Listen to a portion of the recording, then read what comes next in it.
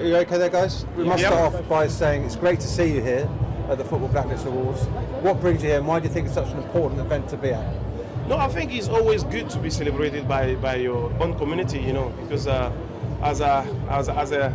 when I was in the sport, when I was in the game, it was really tough to be recognized, and even my following people, my close people close to me was feeling like I was underestimated, and that's what it is. And I think today my presence was that, be recognized by his own community is really good, and I appreciated that a lot. That's why I'm coming today.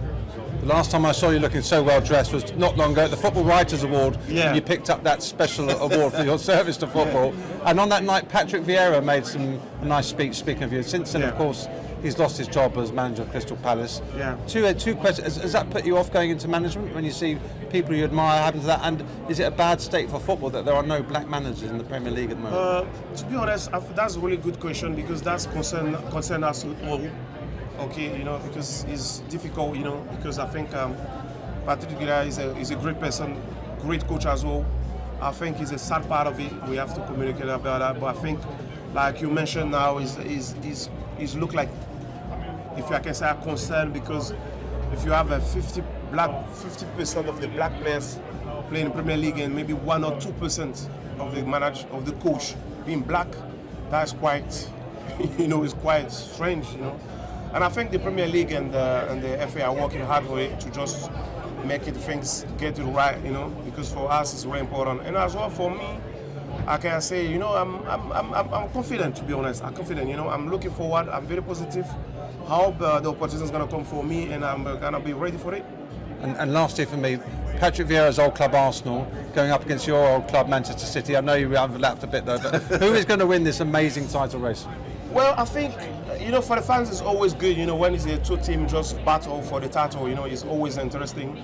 And I think I remember both teams are well, especially Arsenal are doing very well, to be honest. We have to be honest. And let's see who's going to win because I remember after the international break, when they're going to come in back, it's going to be a toe-to-toe games. And let's see.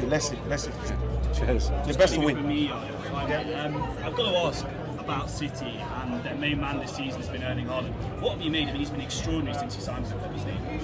Well, I think since I've been joining the academy, few times I've been watching the games.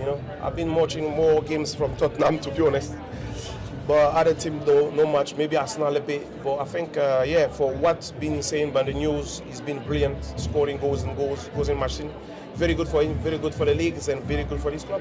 He's been brilliant. And I wanted to ask also about Mesut Özil, was a player you came up against. He retired today. Yeah. What are your memories of facing him in midfield battles? He was a brilliant player, wasn't he? Oh yeah, for me he's a kind of player a little bit like a Silva, very clever, smart in the movement, just between lines, he's very good, and the last passing was top, Again, a good player is retiring again, but I think now players feel themselves better, they understand the games, like the level of the game is so high now, and unfortunately Mesut Özil retire now, but okay, maybe we will see the next one in the future.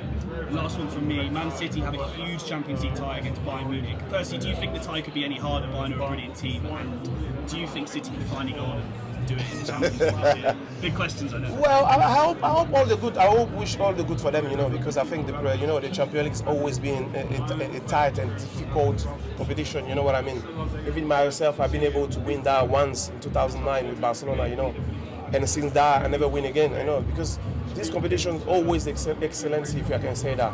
And it's going to be two top teams playing battle each other. The best is going to win.